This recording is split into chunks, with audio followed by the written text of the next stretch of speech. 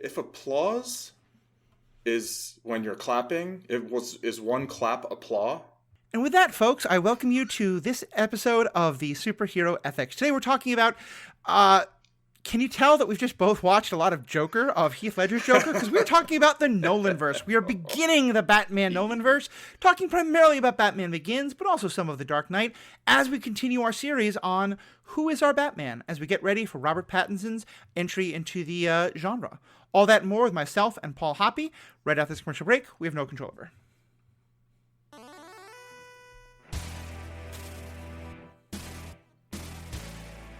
Welcome back. I'm Matthew, your host. I'm joined by Mr. Paul Hoppe. Paul, how are we doing today? Doing pretty good. I don't know. Feeling a little silly. Yeah. We'll see how it goes. Heath Ledger will do that to a person. Or Heath Ledger's Joker. I'm feeling very, very silly and laughable and during this very dark take on the Batman. Yes, exactly. So yeah, we're diving in today to yet another version of Batman. I think initially I had a very ambitious goal, which was that we're going to do an episode on pretty much every movie about Batman and maybe some of the TV shows as well. That was perhaps a little ambitious. I got sick. Other people have gotten sick. There's been houses to buy. There's been things to do. But we're going to at least try and get hit a lot of the major perspectives on Batman. We've gotten Tim Burton and Michael Keaton's. We did a couple of the animation versions. We're definitely going to do Joel Schumacher and maybe combining Val Kilmer and George Clooney, or maybe doing the two of them together. We've had some comments on Ben Affleck and Zack Snyder, and today we're going to get into what is, I think, many people's favorite live action, although there can be some controversy, certainly my own favorite, and one that I think is perhaps the most recent Batman we got before Affleck in live action again, which is Christopher Nolan as the director and Christian Bale as the actor. And, there's a trilogy. The third movie in the trilogy, The Dark Knight Rises, Paul and I have actually done a full episode on, so we're probably not going to touch on that one very closely, though we might mention it once or twice. We're going to talk primarily about Batman Begins, but also about The Dark Knight, because kind of continuing the series, our goal is not to just do kind of a review of the movie, but more to explore these same questions we've been asking about what is the take on Gotham, what is the take on Batman, what is the take on Bruce Wayne. All of it kind of giving us a further picture of what are we going to be thinking about as we go into Robert Pattinson's The Batman. Continuing the, we had Suicide Squad, and then we had The Suicide Squad. So I guess just adding the is going to be DC's new approach to things. All right, enough on the new stuff. Let's take us back about 20 years. Paul, what's kind of your overall feelings about Christopher Nolan and Christian Bale and this take on the Batman story? I like them a lot. It's not my absolute favorite Batman. I do think that the three movies form a cohesive view of the character, right? I think it is a cohesive portrayal that is a take on the character and very explicitly gets into some things about him that some other things maybe generally tend to kind of imply but not really deal with as directly. It's theoretically a more real world kind of Batman. Like there's no outright magic. There is some, spy-fi kind of science fiction tech, right? That's a thing, but it's never super outrageous. And there's no like powers that any of the characters have really. Yeah, like in a lot of ways, I feel like this movie is closer to like a Bourne Identity or, John Wick kind of a movie than it is to say like Superman or The Flash or something like that. Absolutely. Like, I think it's kind of one reason why I like it. I like it, and these movies. The third one I have some real thoughts on. But this take on Batman so much is because for me it feels the most like the real world issues. In that, as I would say it, like I think Nolan's primary take on Batman is a story about what do we do when the normal forces of justice are so hopelessly corrupt that you can't put someone in jail, you can't go to the courts, you can't go to the police. And really kind of exploring that idea of like, how much is it or isn't okay to break the law in order to protect justice, to save the law by breaking the law. And we'll get into all that, but I think that's kind of where I start overall. I think that's part of why, for me, that kind of very gritty, ground level, like, with the exception of maybe some Harvey Dent makeup in the second movie, this feels very much like, I could believe this happening in our own world. Yeah, I mean, I think this is. I saw there was some argument over um,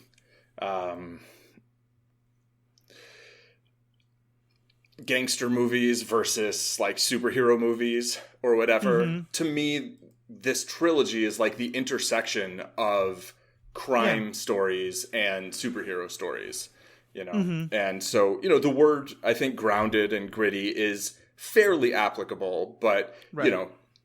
maybe less so than like it's sort of purported to be, It's Yeah, like, I think it it's fair. feels like stuff that could happen, in our reality. Yeah. Not necessarily so much like stuff that would happen, but I did like how you put it when we were covering.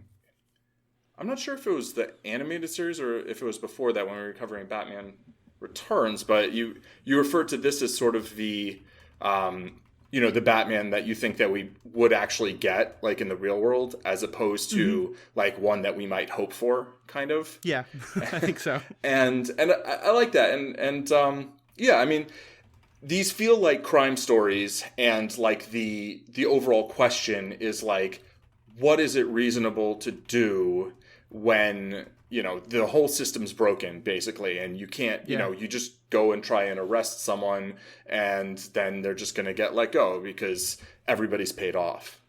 And that's not an easy question to answer. Right. Yeah, and I think that's why. I think for many people, Dark Knight, certainly for me, is kind of the pinnacle of it, because it really. But even just watching it again, I was able to see again how much the Batman Begins really sets up those questions in ways that I think are really interesting. So let's kind of get into some of the specifics of it. What's your? I mean, obviously, it all starts with like, is this my Batman? What's your? Before we kind of answer that specific question, let's just kind of talk in general. Like, what's your opinion on how this movie presents Bruce Wayne and Batman? So in there's the whole backstory part that's like before he goes on his quest to kind of become Batman, and which he isn't even like, I'm going to become Batman. He's like, I'm going to go try and figure some stuff out, basically. Right. The part before that, I'm not crazy about. I don't love that they catch Joe Chill right away. I do think the Joe Chill in this, who murdered the Waynes, is very much the Joe Chill that I'd like to see. That's the one who's just like some dude who just, was broke or desperate or whatever. And so. Yeah, it's not a plan. It's not an assassination of the Waynes. It's just, I need some money for whatever, and here's some rich people, and I'm going to put a gun in front of them. Exactly. It's second degree murder, right? It's not first degree murder. It's just like, I'm going to try and steal, and I'm going to threaten someone with a gun, and I might end up shooting them, but my plan isn't to go and murder these people specifically. I do think you can have great intrigue in terms of like figuring out who tried to kill the Waynes, and you can make some big thing that some other things have. But here, this to me sort of speaks more to the origin of Batman, and like Bruce Wayne kind of having this understanding that there are a lot of people who are driven to do things like this, and that they're not necessarily all masterminds, or that it's not always all malice, right? But that it's like, it's something that's very just the fact that like people do kill each other, I think is sort of central to the development of Batman's identity, particularly in the versions where Batman's like, I'm not going to kill people, which is mostly this Batman, right? It's what this Batman is supposed to be. We can get into that a little bit more later. But I feel like I don't love that Joe Chill's caught right away, because I feel like then there isn't this kind of, well, any person that he's tracking down could have been that guy, right? That's fair. That's so, fair. And then I also really don't like that he's like, yeah, I'm going to shoot him when he gets let free. I think that is there to very explicitly sort of try and create a discussion between like vengeance and justice. Personally, I don't really believe in either. A lot of what most people call justice, I agree with, and a lot of it I don't. But like, I don't think there's like this objective concept. I think that's something that people kind of make up. But I think, to me, they're different concepts, and I feel a lot better about things that are more justice than vengeance. But I think the line between them is very blurry and very gray. Right. And probably different for everybody. Sure, yeah.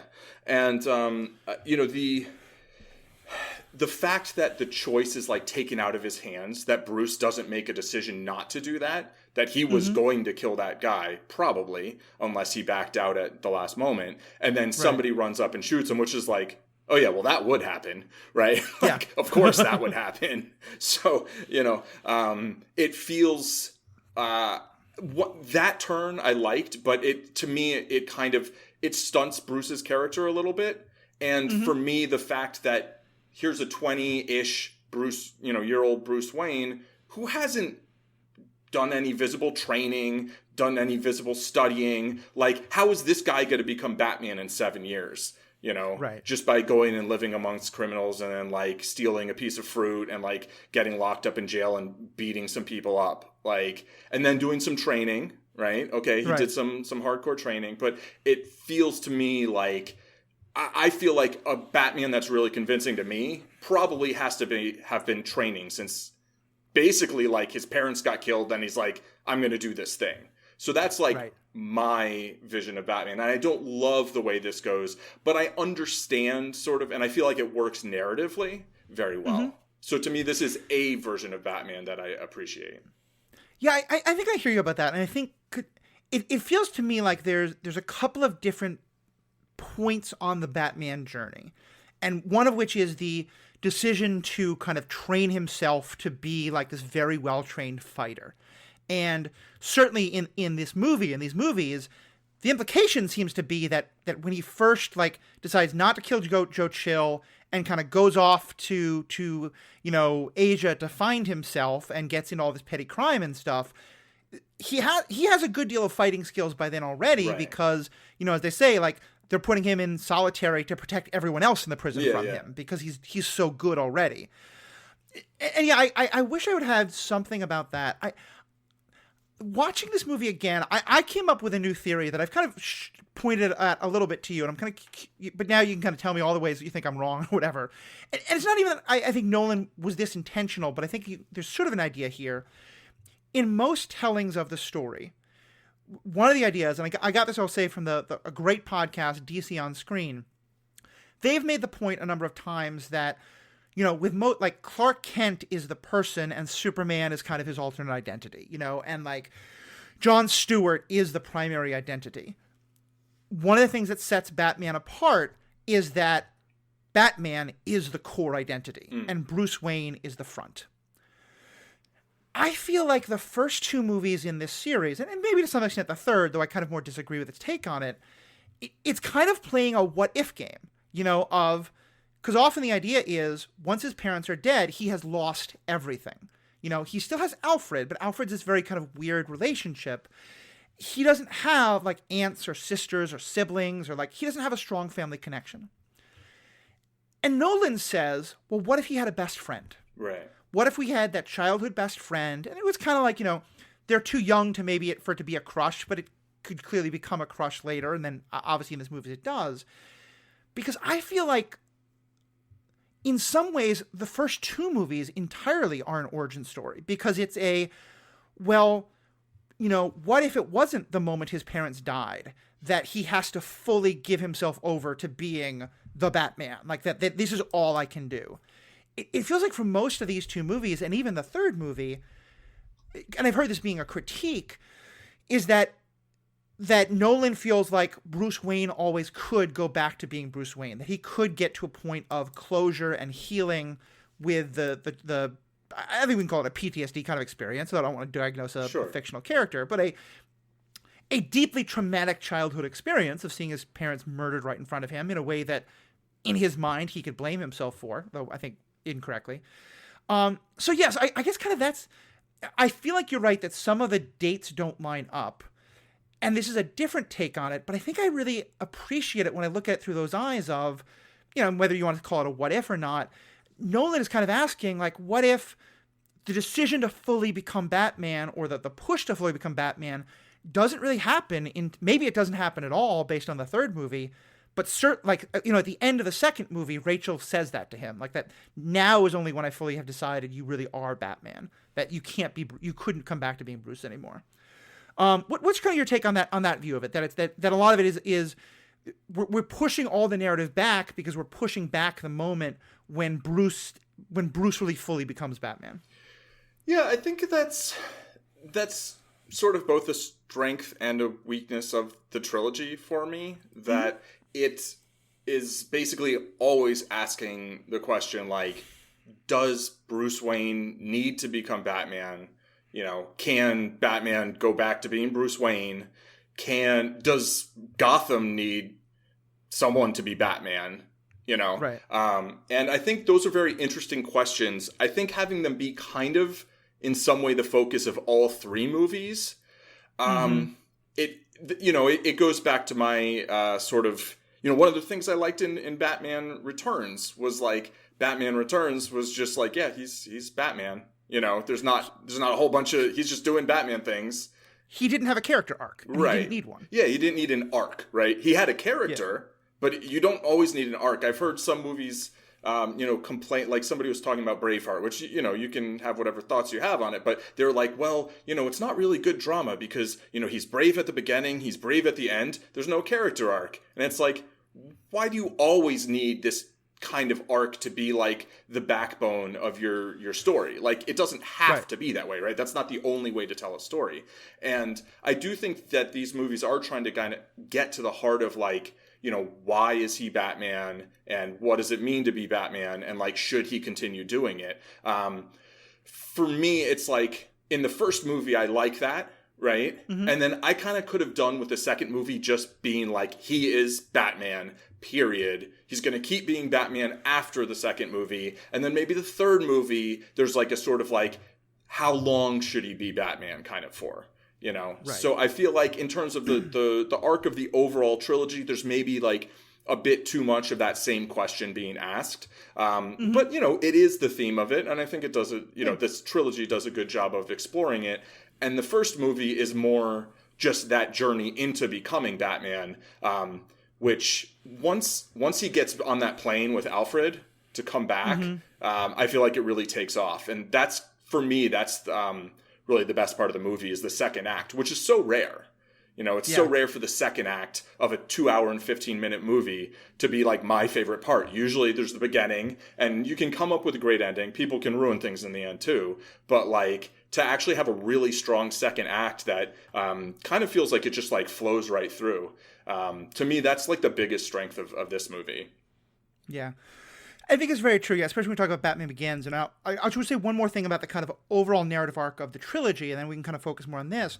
It's funny, I feel the same way you do, that the question is too much, but I kind of would reverse it, because to me, I feel like one of the things that they really do well in Dark Knight is this idea of, because part of the whole concept in Dark Knight, and we can get into this in a little bit, but is his idea of maybe this is temporary. That maybe that I can create this situation in which someone like Harvey Dent can emerge, and Harvey Dent can come along and cure all the corruption and badness, and then I won't be needed anymore. Right. And that by the end of it, like, you realize there's never going to be a pure figure like Harvey Dent. The Joker's kind of proven that. And so then we kind of end it with, so yes, he will always have to be Batman, and the world will always need Batman. It's then that the third movie kind of is like, well, but actually maybe he could retire, although there it is, like, someone else could be Batman. And I guess actually that's maybe another way of saying it is, I feel like, and here we can again get to the first movie primarily, because this is a big theme in the first movie. I feel like there are two very interesting questions that do overlap, but that I wish that these movies hadn't tied so closely together. Because one of them is, does Bruce Wayne have to be Batman? And the other question is, does Gotham need a Batman? Right. And I feel like that's, the first movie is kind of like, they're a little bit too conflated in the second movie, especially, and that's, but also in the first movie, and that's kind of, and it's funny because now we've come out and been mostly critical about what are, I think like, albeit Dark Knight is probably my favorite superhero movie of all time. Like, I just think it is phenomenal. I think Batman Begins is also, it's funny. I think I like the first act of Batman Begins more than you do. The second act, I agree with you. I think is fantastic. And at one point, we were kind of doing a live chat as we were watching it, and I messaged you and I said, you know what? I think Batman Begins is a movie where there are choices in it that I disagree with, but I think the execution of it is almost flawless. Yeah. And then we got to the third act, and I was like, okay, well, actually, no. But so let's kind of drill down a little bit deeper. What do you think of Christian Bale as Bruce Wayne Batman? I think he's fantastic. I still have a certain preference for Keaton, particularly in the very first movie. But I do think Bale, looks like Bruce Wayne, looks like what I expect Bruce Wayne to look like. He looks like what I expect Batman to look like. I mean, I know he apparently put on 100 pounds of muscle in a few months going from The Machinist to Batman Begins, which can't be healthy. And, I don't know how you actually go about doing that. But, he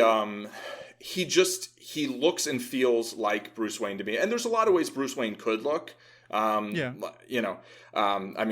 I would cast Idris Elba as Bruce Wayne, I'm all for that. I mean, now he'd be on the older side, but there's a lot of, I can also easily see an Asian Batman, but just in terms of in the comics, in the animated series, I feel like Christian Bale just totally sells me on. He is Bruce Wayne and he is Batman. And he moves really well. Just a little aside, he was trained for this in Wing Chun by Sifu Eric Orum, who's a student of Grandmaster William Chung, who was a disciple of Ip Man. So that's cool. A sort of callback to an episode we did a little while back. Who also trained Robert Downey Jr., apparently, for a bunch of things, and also kind of using Wing Chun as a sort of way to help Robert Downey Jr. work through his addictions. That's awesome. Yeah. Okay, well. So that's just a little aside that I saw in looking things up. I was like, I feel like I have to mention this since we. So without Ip Man, there's no MCU. Got it. Exactly. Okay, cause out. Exactly. or Nolan Dark Knight trilogy. So yeah. No, Christian Bale I think he does an outstanding job. I have no complaints except for in the Dark Knight when I like that he's got his Bruce Wayne voice. And then he's got his Batman voice in Batman Begins. I think he nailed it there. And then the Dark Knight, they're like, what if we make it even lower? And it's like, why? It hit me so much harder watching the two of them right back to back. Oh, yes. Because, I was like, Christian Bale's, I remember I had forgotten that the modulator isn't used in both. Because I remember thinking oh, wait, no. Bale's Batman voice is perfect. It is. Oh, no. Okay. Yeah, they put the modulator on. Right.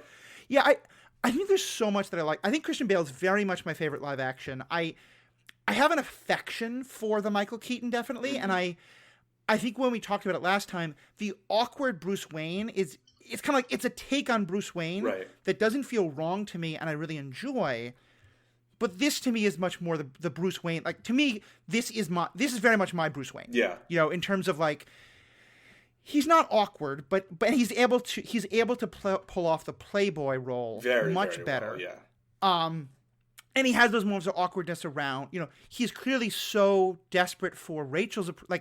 Some of those heartbreaking moments to me are when he is doing the playing with the European models and buying the hotel, and then Rachel sees him, and he's just like, no, wait, it's not me, it's not me, and of course she's like, whatever, dude. She's like, sure, Bruce. Yeah. Which to me is also kind of plays into my theory about how much her being that connection to the pre-times before his parents were killed really matters. For sure. I also just this is a small detail, but this look of Batman is to me perfect. Keaton is good, but Keaton feels like he's wearing a costume that for some reason stops bullets. And then we get Clooney with the nipples and all that. That I just think the less said about the better. Yeah. And then we go all the way to Ben Affleck, where it just looks like he's wearing a suit of medieval armor, a suit of CGI. Or something. Yeah, then I just have no idea how a physical person would move in it. Yeah. And so to me, I feel like this is kind of the perfect middle ground of just how I want Batman to look, as well as and we were talking about this before. It's not quite the detective work that I want because a lot of the detective work is more cool, figuring out cool tech than it is getting inside people's heads. But I feel like this is the most live action Batman as the world's greatest detective that we get. And I really do appreciate that there's a lot of that. Yeah. I feel like it's very gadget inspired, right? Which I feel like Batman is often a combination of that sort of like advanced tech detective work with the like really understanding people and getting inside their heads. And we don't get so much of the latter here, but we really haven't gotten that much of it in any other live action either, unfortunately. That's one thing that I most enjoy seeing in the new one. But yeah, there is an element of detective work here that isn't so present in the previous four, or certainly not successfully in the later ones where he just keeps getting the wool pulled over his eyes. Yeah. Like there's one moment, and this is in Dark Knight, but I think you see elements of this, but this one moment I think best captures it. There's a bullet that's connected to Joker that's been shot into a wall, it's been shattered, and he basically like he uses tech, but it's not, he just says to like his friend, Lucius Fox, get me a fingerprint. Right. He figures out this way of like recreating the bullet shot from all these different angles that will allow him to pull it. And it's like, he's using tech, but clearly Bruce Wayne is brilliant in his ability to figure out how to use tech to get the detective thing he wants. And I was like, okay, it's still not people skills, but it is, you're showing me his actual brilliance and his ability to use the tech, not just that he's bought the best toys. And I really wanted as part of Batman. Yeah, I agree. I feel the same way. And I will, now that, you mention Lucius, the relationship between Bruce and Lucius Fox and Alfred in the first movie especially, it really works for me. It really comes together, and it makes it, if you're going to have this Batman that doesn't have any Robin and doesn't have, Batgirl or Nightwing or any like more further Bat family, I think having Alfred be, complicit and be competent and involved more than some Alfreds are, right? And having Fox there, I love seeing Lucius Fox show up anywhere. I think he's a very important character. It's like the idea that like Bruce Wayne just has all these gadgets and we don't have any idea where they come from. That's one of the things that's sort of least plausible, I think, it's sort of not a plot hole, but it's just we're not going to bother to explain this at all. It's kind of part of the magical realism of the Burton universe. Right, exactly. We're just not going to ask questions. Yeah, it's just whatever. It's fine. Here, it's like, okay, maybe it is extremely unlikely that there'd be this dude in the basement with like a tank and, some helicopter type thing and like, a $300,000 bodysuit, but it's like, all right, at least you kind of were like, yeah, this is how. And you gave, someone like Morgan Freeman, a role in the movie, and you have Michael Caine in the movie, and like I would say overall, like across the board, the acting is so good. Really in the whole trilogy, but especially in Batman Begins. Yeah, and like I think one of the best things about the Nolanverse is how those side characters are developed. Alfred, Lucius, and really also Jim Gordon. Yes. Because it's funny to me how much this is 1,000,000% my Jim Gordon, and then I realized like, I go back and watch the Tim Burton movies, and I was like, oh wait, no, that's very different. Yeah, Gordon's like barely in the Burton movies. Yeah. Let's get into all the characters in a bit, but first let's kind of pull back and just talk about Gotham. We talked about kind of the gritty reality feel. And it's funny, today I think gritty has become a real critique of like, stop thinking everything has to be edgy. I don't think it's that. I think it just feels like a real world, like, yeah, this is the kind of stuff that happens in the brokenness in our world. What's your take on, we'll kind of do the tone and feel of the movie, but I think so much of it starts with just Gotham itself. What's your take on this version of Gotham? I like it. It feels to me like a real world place, that's like New York, but somehow bigger and kind of like New York in the 70s or early 80s or whatever. And, the way the Daredevil Netflix show shows Hell's Kitchen, this Gotham, I feel feels sort of similar to that. You have these very rich people, you have very poor people, you've got a lot of economic troubles.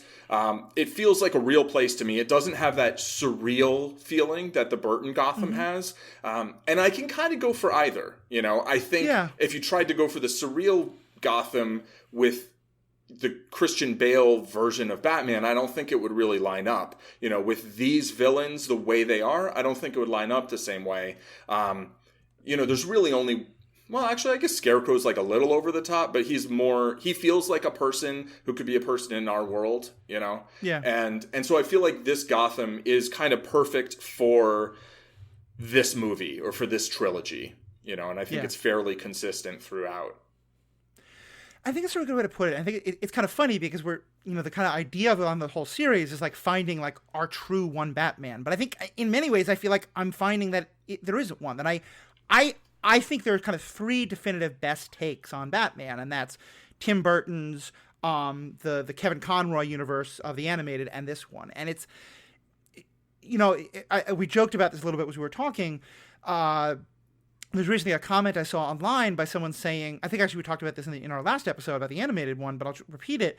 You know, someone saying like, well, but like, this is the version that is the truest to the Batman of the comics. Right. And like, there's 80 years of comics. Yeah. And I think for a long time, and Jessica Plummer and I have talked about this quite a lot in our series on the history of comic books, you know, Gotham had to be a very surreal, otherworldly place because, you know, it was the 50s and 60s. You weren't supposed to talk about the real world as having all this brokenness and corruption and stuff like that. And I think especially in the 80s, like that really worked, like the Tim Burton of it all. Mm-hmm. Today, I mean, granted, these movies are now like 20 years old, but still like, especially today, or 15, Matthew, you know, it's not 17 to, you know, less than 17, but okay. We'll Exactly. 17 to 10. You know, I'm recording this on a day when a police officer in my own city who shot an unarmed black man for no legit reason except that she was trying to get her taser was just sentenced to 16 months in prison.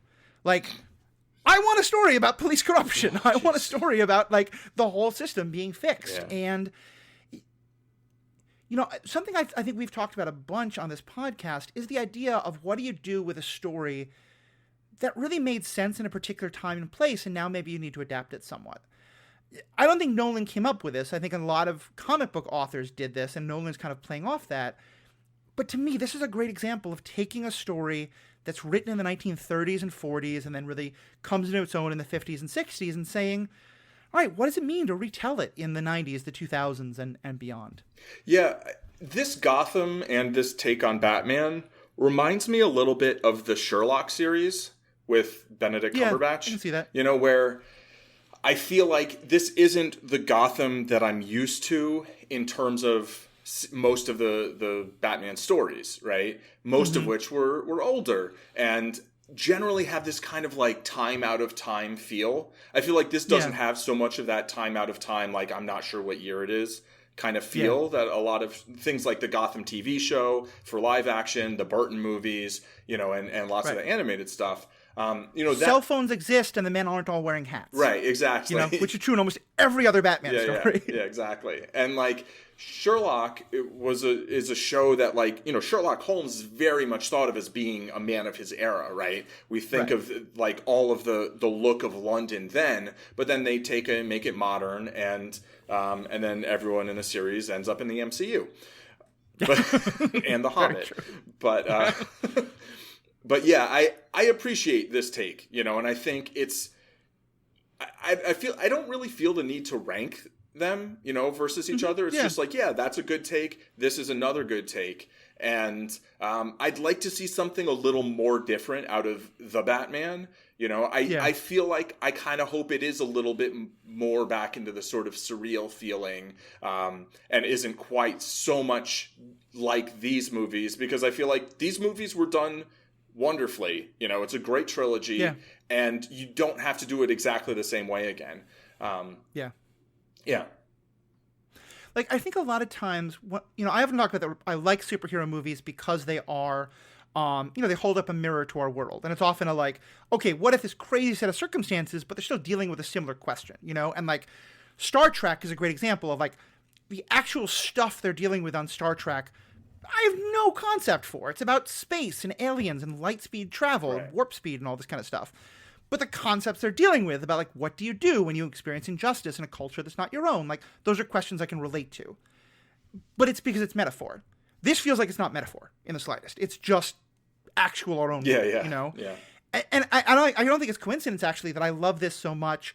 And also I love the Netflix MCU so much, you know? Because to me, Daredevil is also very much a, like, okay, the echolocation that he has is kind of pushing the bounds of reality. But otherwise, like, that's 100% just our own real world. Right, you know, exactly. The corruption, the cops, the fighting the system. Yeah, absolutely. I mean, I'll just co-sign that. Yeah. So we've been like dancing around this to me, but I want to kind of just dive into more about the theme of this, because I think it is very much why I love these movies so much, because, and I kind of have a similar conversation recently, because I was explaining to why I love Falcon and the Winter Soldier so much. It's like, to me, it's the best MCU thing that came out in 2021 for the same reason.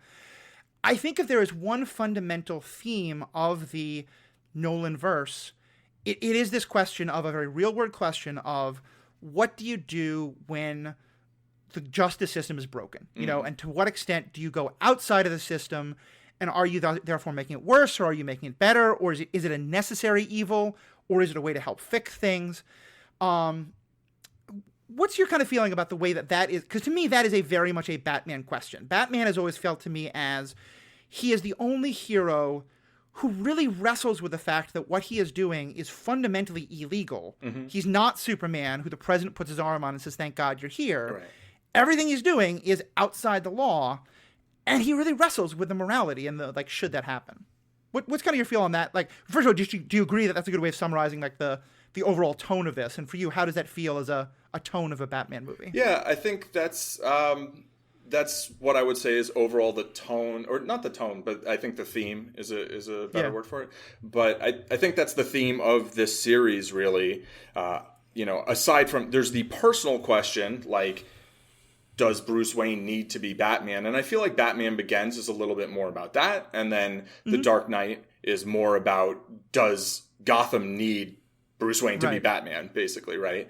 But, you know, there is stuff about going outside the law or whatever, like when, and it's going outside of the law in order to protect the law is, like, fundamentally sort of hypocritical, right? Yeah. And but the question is, like, well, what's the purpose of the law? Like, you know, is the idea to do something to try and make the world better? And this is just kind of like a way at getting at that. And then when you go outside the law to try it, are you kind of like trying to act within the spirit of the law? And I think it always just ends up to, like, this subjective interpretation. Like, you know, how do you want the world to be? You know, and a set of laws is one way of trying to get the world to be more like that. Doesn't always work out. Like, you put something in writing and then you're like, oh, but this isn't how it's going, right? You know, the idea of Batman being this hero in this very broken, with this very broken criminal justice system, you know, which is more broken than our own, which is almost in some ways, like, hard to imagine, you know? I mean, I think the whole thing is, like, it's hard to get into this without talking about, like, how we feel about, like, the actual justice system that really exists, right? But the idea of, like, locking a bunch of people up, it's like, well, I don't know. Is that really the best way to solve the problem? I do like that this, like, touches on, like, that the Waynes kind of tried to make social change, right? They tried to use their name and their power and their money to try and make positive social change and help the people, and that is theoretically a way of, like, reducing crime, and it's worked pretty well throughout history. To me, that is so essential, especially because, like, I think that's often one of the critiques that's made about Batman, and often it's kind of in a joking way, and sometimes it's a serious way of, like, look, if he has all these billions of dollars, the best way to, I'm saying this is the way the meme often goes, is like, he shouldn't spend his money beating up poor people. He should spend his money helping those people. Right. And I think that is a valid critique. And I think there's, to some extent, like, if you really push hard on that, maybe the whole Batman story doesn't exist. But I think if the Batman story is going to exist, I at least want to know that, like, Bruce Wayne is also doing all of those other things. And here they don't show quite as much about Bruce doing it himself. It's more about, like, his family did it. But at least I think it's continuing that idea. I'll say the Batman the Animated Series, I think, is one of the best of that, because there's so much about him with the orphanages and, like, helping kids and, you know, rehabilitation. Backing up a second, though, also, I think I saw The Dark Knight earlier today. I saw Batman Begins 2 days ago, and so that movie is so much on my mind because it's just so good. But pulling it more to the kind of Batman Begins of it all, I think you're right. It's not as much about the, like, can you fix the law by breaking the law? But it's about, I think, another very important part of that question, which is, what's the end goal? Is it, in broad terms, the justice or vengeance? And is it is the goal to prevent crime? Is it the goal to stop people doing crime? Or is the goal to punish the criminals? Right. And we'll get into this particular take of Ra's al Ghul and the League of Shadows in a bit, or the League of Assassins. That's part of the point. But just in terms of that question, what do you think of the way, Batman Begins sets up this very interesting question of Batman wants to stop crime. He clearly wants to work out his issues by punching criminals. But when he is confronted with Liam Neeson's character, who is yeah, cool, so let's kill all the criminals. Let's kill all the people in the city that has all the criminals. He's like, whoa, no, that's too far. Yeah.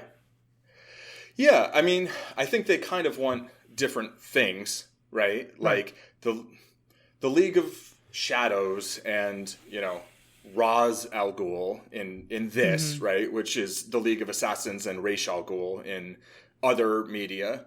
Right. I'm not even going to call him Ra's al Ghul. I'm going to call him Ducard.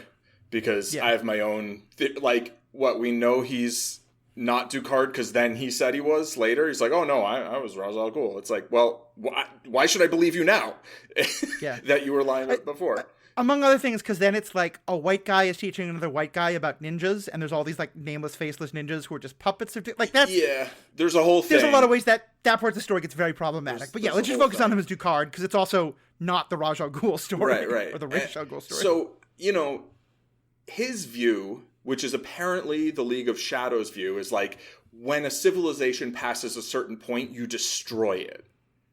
Right? And Bruce is no, I want to make it better. I want to bring it back to some, maybe mythical golden age that maybe never existed. Right? But I want to improve things. And so those are fundamentally different goals. Right? Right. And in some, some of the other fiction, Ra's al Ghul is more of an eco-terrorist who's there's too many humans, we need to kill a bunch of them so there's not so many humans. Right. I can get more on board with that, actually, than, this city's corrupt, let's destroy the whole city. Right. In this, it's much more the phantasm, from the Mask of the Phantasm. Right. It's that same question of, how far do you go, as well as how much, Ducard is somewhat the Phantasm, but also somewhat the Punisher. Oh, in terms of it's just I am angry about the death of my wife and my family. I want to punish the people who did this. Right.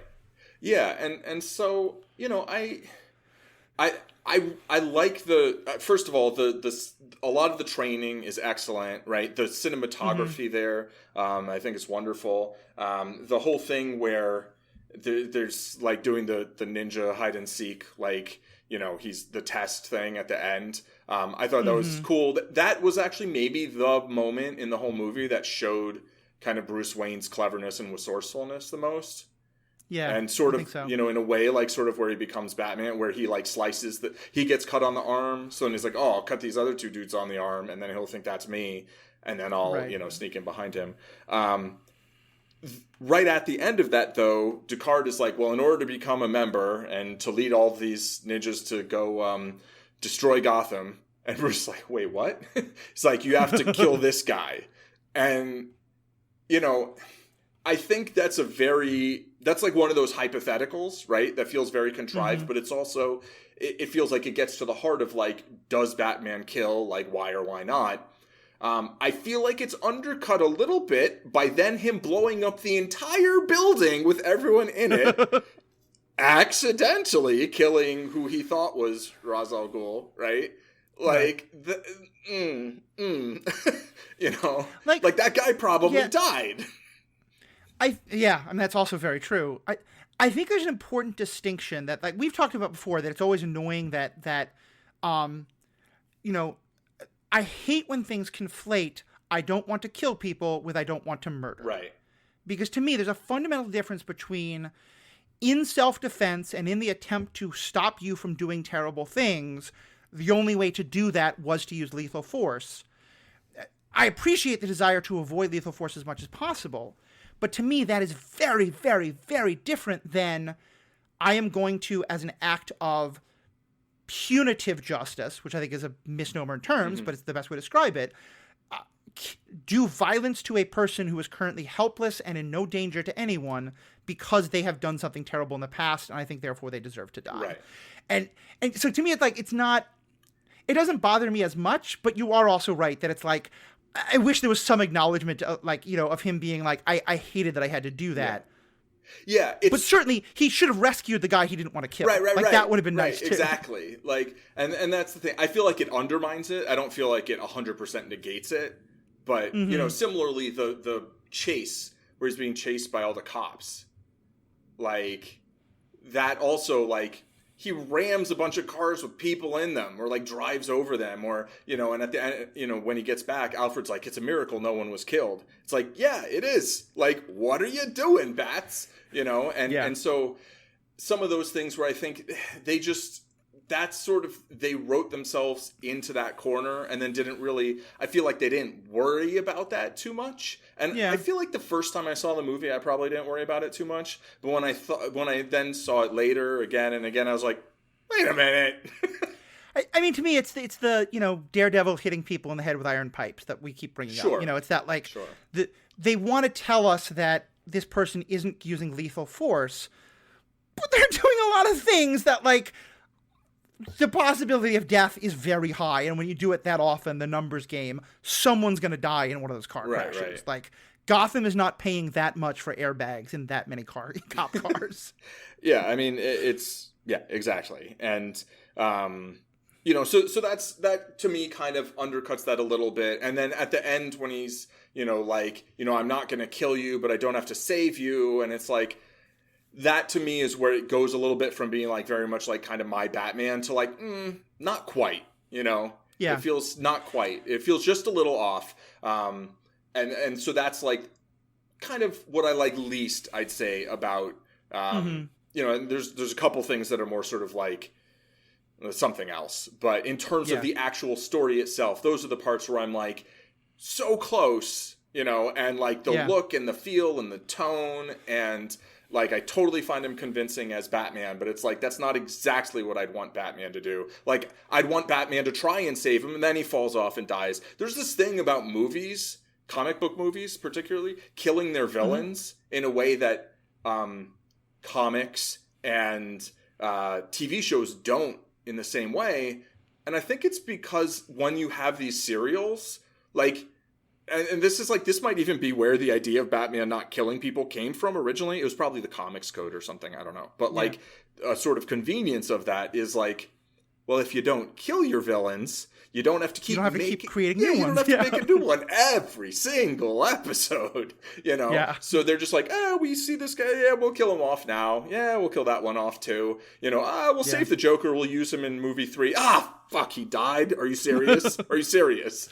Like, why? We're not trying to make light of Heath Ledger's death, but also, that is the exact issue with the thinking there. I mean, to me, like, the MCU especially, like, there's so many great villains where I'm like, why did you kill this person off? You know? Yeah.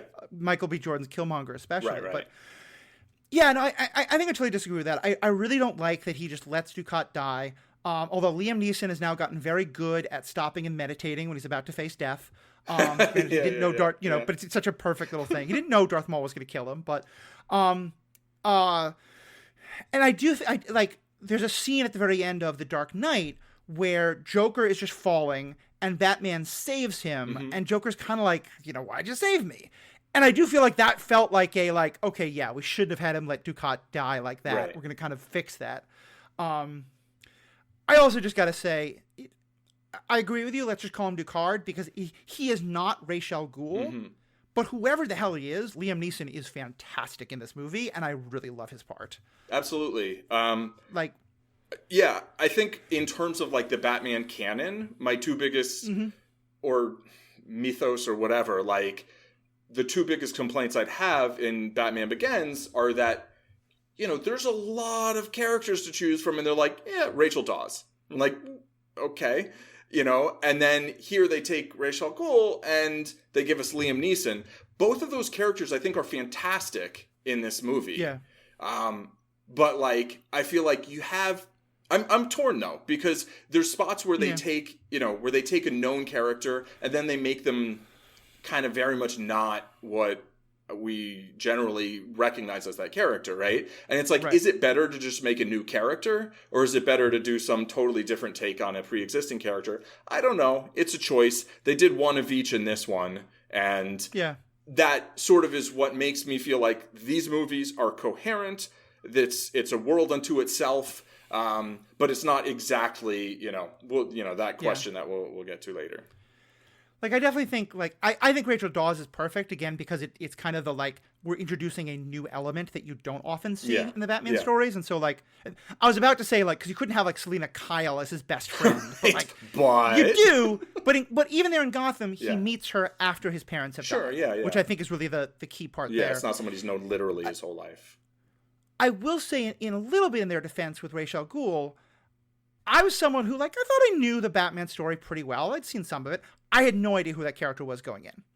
And so, in some ways, I think it's kind of that, it's that same question you always get into of, like, how much are you saying it for the people who really know the lore versus the people who are the common fans? Because I feel like if I never learned about Ra's al Ghul, I'd be like, yeah, this is a great story.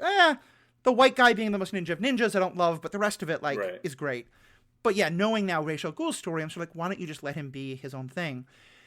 That being said, though, I do think his character is so well done, because what I get from it is that, because he tells the story about, first of all, he doesn't make clear until the end how different he is than Bruce in terms of their goals. Right. But at first, he makes Bruce feel like this is exactly what I've been looking for, especially when he says lines like, vengeance was the cure to my anger. Because I think, like, in some ways, I think that's kind of a beautiful way of looking at the story, is like part of why maybe Batman has to always be Batman is because he never can fully get over his feelings about what happened to his parents. Right. And Ducad is like, no, it's easy. Like, I killed the people and it was better. All better. And now, like, I just want to destroy cities. Clearly, I don't think that's psychological health, as I would, Frank Castle, I think, is also not doing, like, great. But, like, the way he does that, like, there's a great line about, criminals thrive on the indulgence of society's understanding. Right. And I fundamentally disagree with that idea. I want us to be more understanding. I want more rehab, not punishment. I want more, restorative, not retributive justice. But if you ever needed a way to explain why people are drawn to retributive justice and why, and like, even like, the most leftist of left, like, even myself, like, I hate the criminal justice system. I think prison is awful. I don't want people in prisons.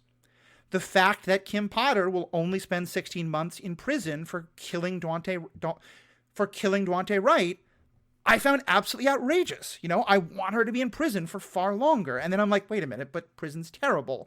Like, I shouldn't want. And all my point is, I'm just saying, like, I feel like what Liam Neeson's character is speaking to, it is very understandable. It is very relatable as to why that would be so tempting to Bruce Wayne until he's able to, like, see just how far it goes and step back from the abyss. Yeah, I think it's a very well expressed, very real viewpoint that I disagree with, and I think the way you make a good story a lot of the time, particularly if it's some sort of action story, is you have characters who very effectively express a viewpoint that hopefully a lot of the audience disagrees with, maybe sympathizes with, and maybe feels a little torn, right? And they see that as like a real question, and but I think he's very convincing as being that guy who totally believes that and has gone full force along with it.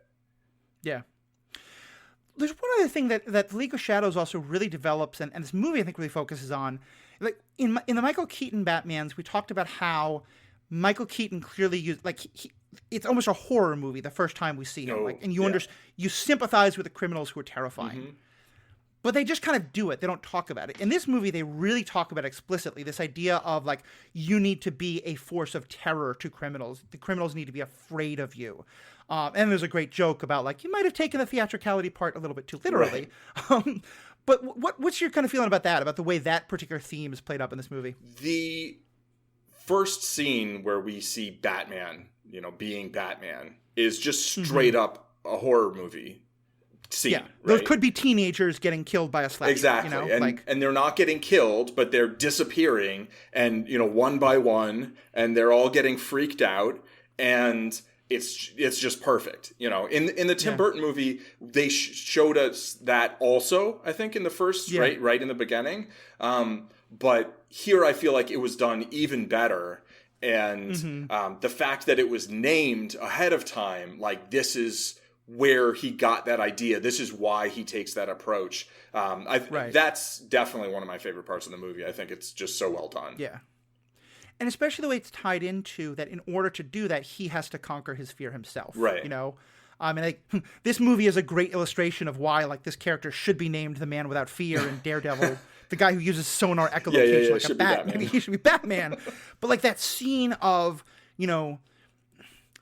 I think we have some issues with the flashbacks to the past, especially the fact that apparently Thomas Wayne was this incredible parent and Martha gave birth to him and then just looked pretty and never had anything to do with his raising. She had 1.5 lines. The one was like, "Are you feeling okay, Bruce?" Or what's wrong, Bruce? And then the next one's like, "No!" Yeah, no, I love how much they emphasize how good his parents were. Yeah. But even putting that aside, they really get you to understand why he has this childhood fear of bats. I think that's another traumatic experience. I'd be terrified of bats if that happened to me when I was 7 or 8 years old.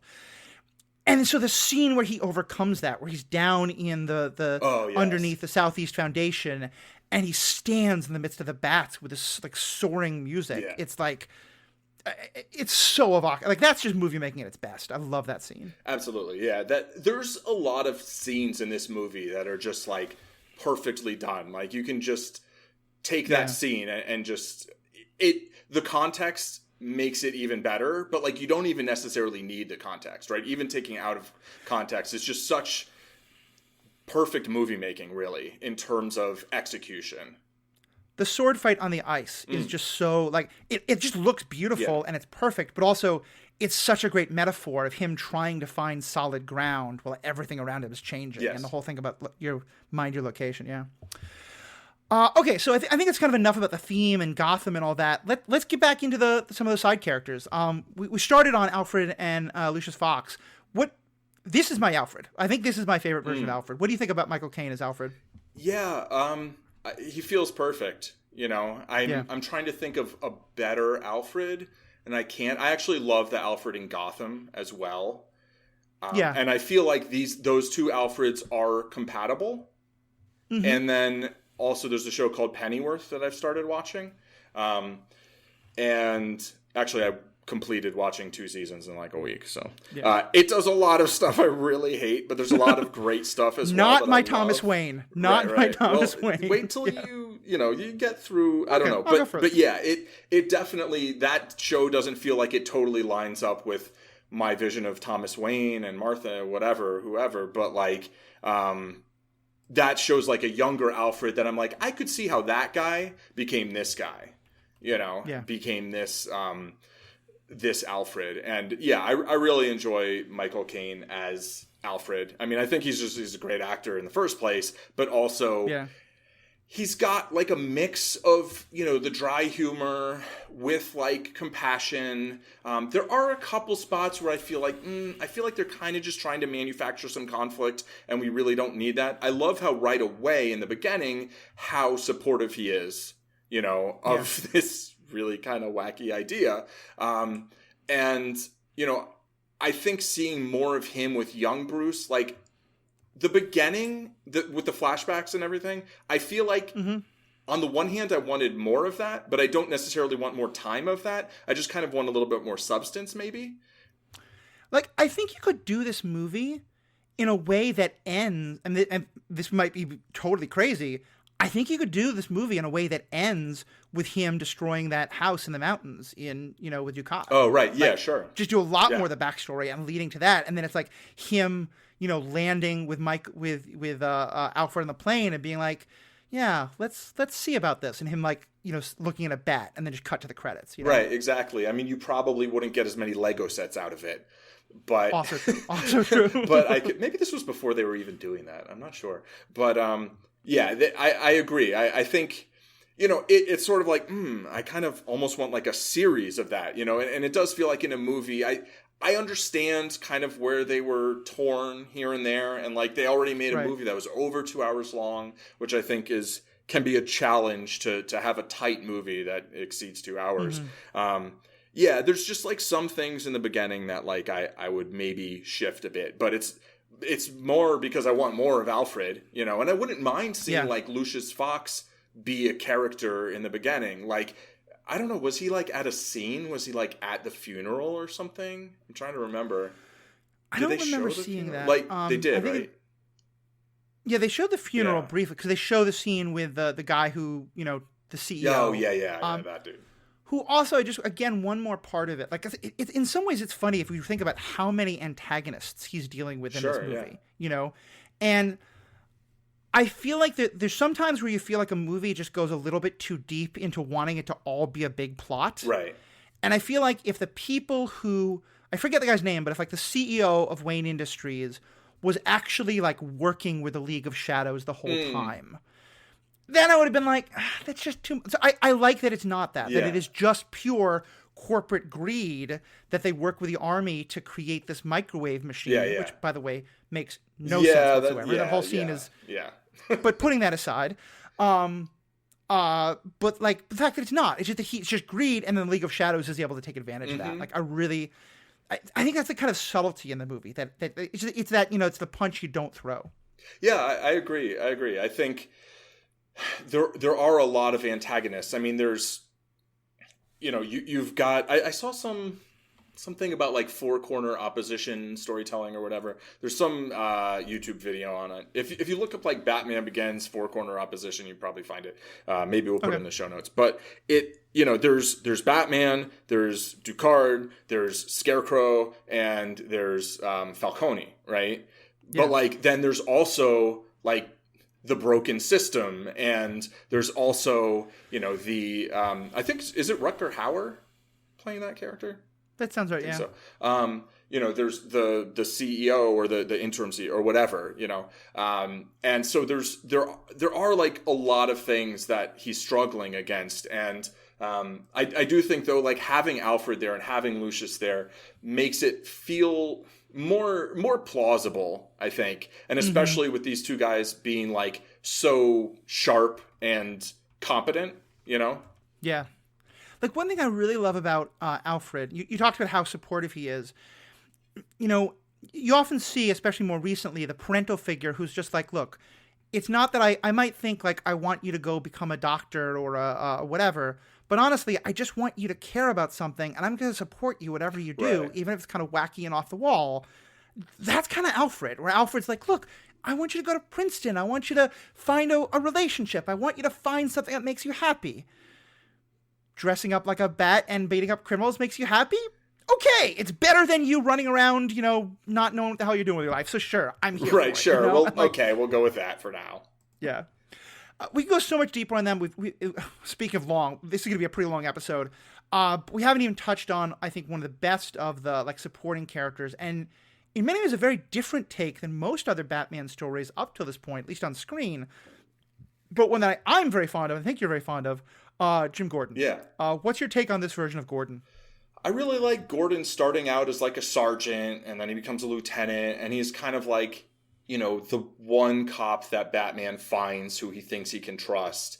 And, there's a lot of Batman stories where just like kind of the police are fine, and Batman's basically like a cop that, Gordon calls up on a red phone when like they need some help with some supervillain. I like that that's not this Gordon. I like that this Gordon isn't sure if he can trust Batman at first, and Batman's not sure who else he can trust besides Gordon. And then that kind of plays through. I think it's hard to talk too much about Gordon, without talking about the Dark Knight. I feel like that's really where he becomes really a principal character, right? Here he's an important supporting character, I think, in Batman Begins. But I feel like in the Dark Knight, he really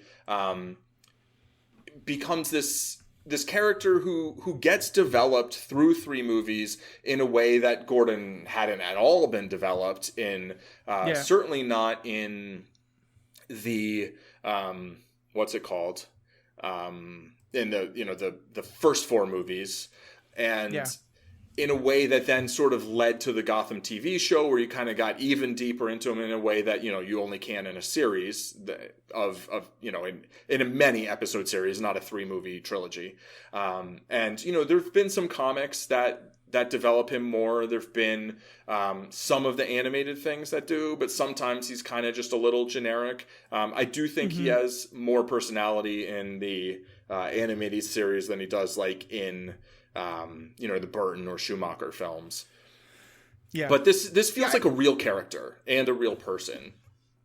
Yeah, I think it feels like a real person. I think I would say, like, in Batman Begins, you're right, he doesn't get much character development, but his character is used to develop very important parts of Batman's character. Yes. In terms of, like, first of all, this idea of, like, that to reform the system, you need to be working on the outside, but you also have to have someone on the inside, and I think that's a really interesting dynamic that we kind of talked about. But also this idea of trusting people, and it's kind of funny given that we just talked about the Lego Batman movie, where the whole thing is like, can he learn to trust someone? Right. In this, like, Batman like quickly realizes, like, not only does he need Gordon overall, but like when the idea is to stop the train, he's like, I'm gonna fight, but like, you're gonna take the Batmobile, right. You're gonna stop the monorail. Yeah. And I really love that. I love that this is a Bruce Wayne who's willing to partner with people. Yeah, and it feels like believable to me. That I feel like we get enough of Gordon.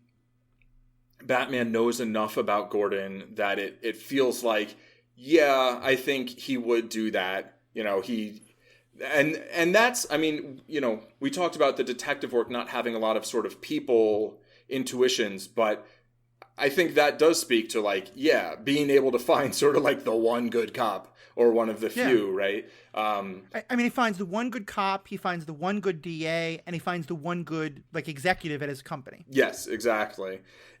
So I think that does actually speak to his kind of being able to understand people and sort of predict how people might respond in different situations. I do think there was a really interesting moment early on when that guy who feels like it's Harvey Bullock but isn't Harvey Bullock, says to him, do you want to taste? And he's like, no, and he's like, it would make the rest of us feel better. And he's like, I'm not a rat. And it's like, oh, like that there is this, like, that you, and I think this is a real thing, right? In real police blue forces, wall of silence. Is that,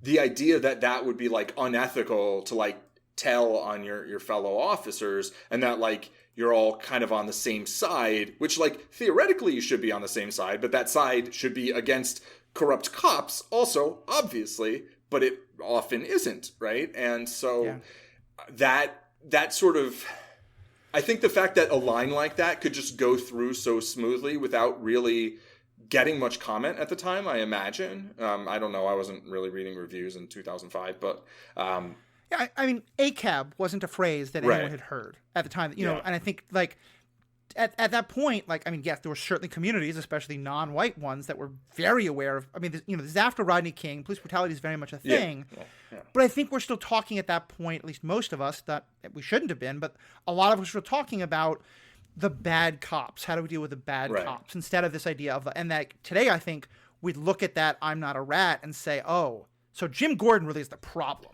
but I think you're right. It's that kind of, like, you have to kind of remember that as written at the time and place that it's written, that because today it's like, oh no, you should not say that, right? But, like, yeah, and it's like, theoretically he could just be saying that and, like, actually not be a rat, but, like, I felt like the character believed that, and then the next episode, The Dark Knight, when Harvey Dent talks about being having been in IA, right? Internal affairs, not IATSE, as they say, all the words. But, like, that kind of is like, oh, I guess Gordon wasn't really, he wasn't ratting on people. He was on cops. He was, like, trying to put away the quote unquote bad guys, which were the ones paying off the cops. And, you know, maybe you could do both, but okay. Yeah, you know, that'd be nice. That would be nice.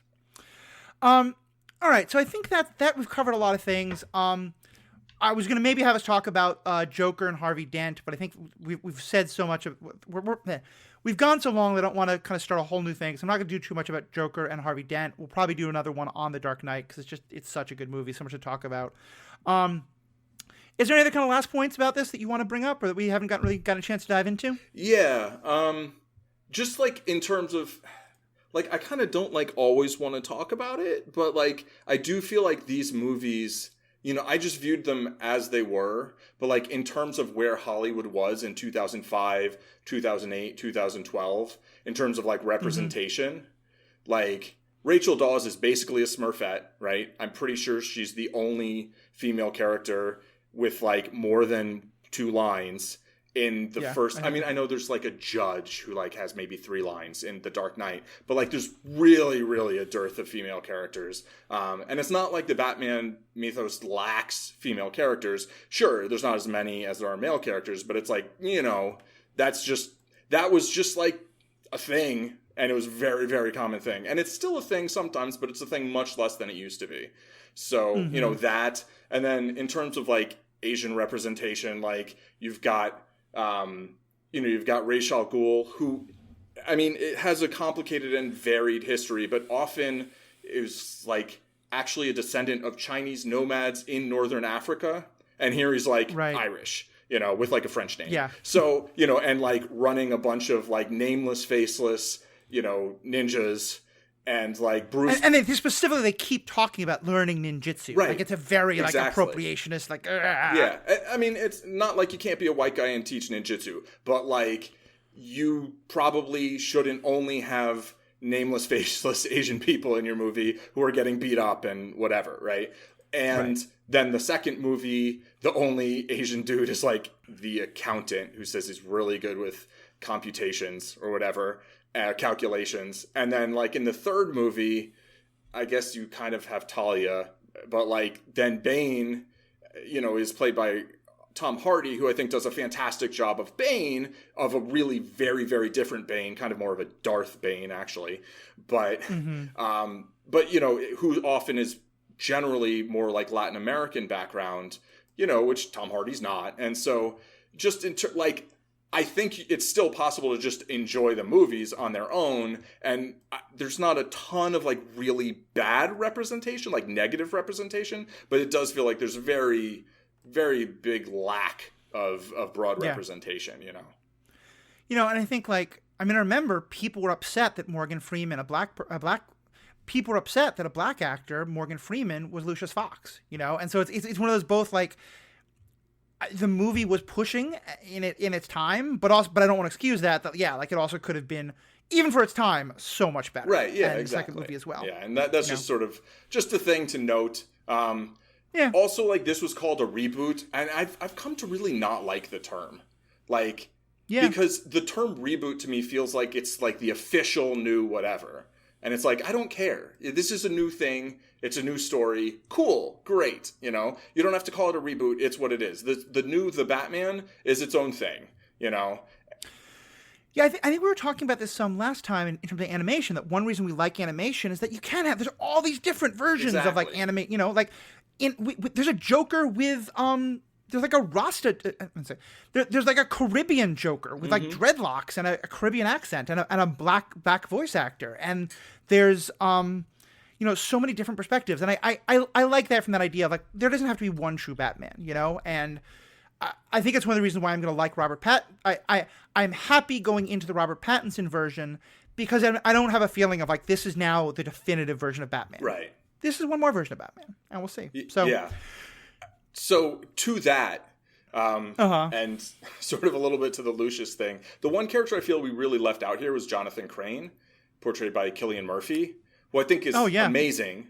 I think this is a great Scarecrow. I won't add too much besides that. I think that was great. But do you know who was maybe going to play Scarecrow in the 5th original, in Batman Unchained or whatever, the sequel to the George Clooney one? No. Coolio. Apparently, Coolio played Jonathan Crane at the start of a motorcycle race. I don't even remember. I guess Alicia Silverstone was like doing a motorcycle race or something. I don't know. But yeah, so I think that would have been hilarious. I think that would have been hilarious. I do think that, Cillian Murphy is fantastic. I love this portrayal of him.